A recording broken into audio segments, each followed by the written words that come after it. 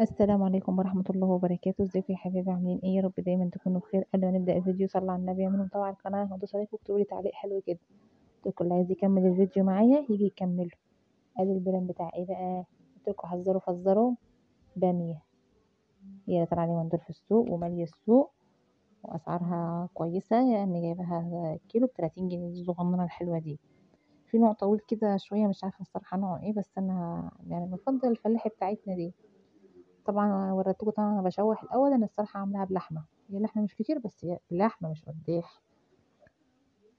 طبعًا وريتكم بقى طريقة تشويحتي فيها. أنا طبعًا باشوّح اللحمة الأول، وبعد ما باشوّحها باحط صلصتها وكل حاجة، وبعدين أحط الخضار الآخر.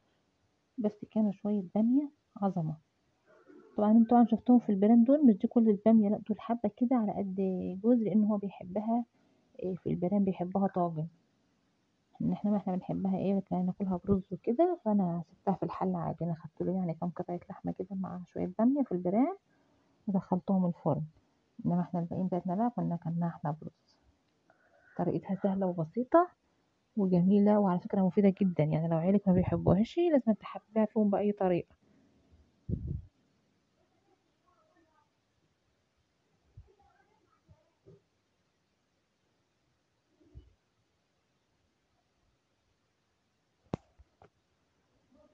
طبعًا بنشوّح اللحمة حلو أوي في البصل، ده على فكرة ده بيفرق في طعم اللحمة جدًا، وبيفرق في طعم الخضار وفي طعم أي حاجة.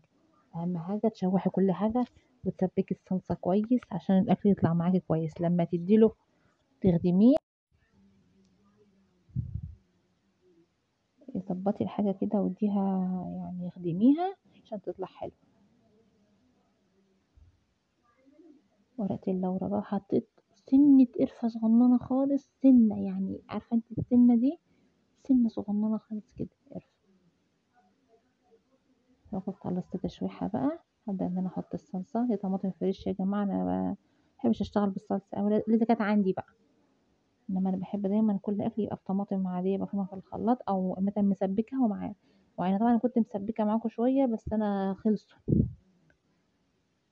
شوفوا البامية قد إيه، صغنّنة خالص أهي، ده كيلو يا جماعة بامية.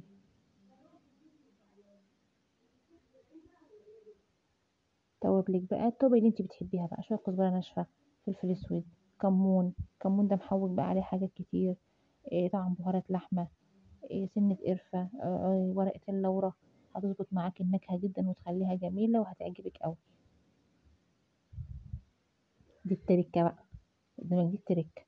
3، 4، 5 فصوص توم كده حلوين محترمين، وعليهم قرن فلفل حراق، وتطحنيهم في الهون بتاعِك كويس، وتحطيهم عليهم في التشويحة، مش بعد ما تزوّديها مَيّتها أو شوربتها لأ، شمي الريحة بقى بتبقى خطيرة. طبعًا كنت خلّصتها بقى ونقلت له شوية في البرام كده عملتهم له، وإحنا طبعًا إيه باميتنا في الحلة. هنعمل إيه بقى؟ ما يقدر على القدرة إلا ربنا. تعالوا يالّا اتغدوا معانا.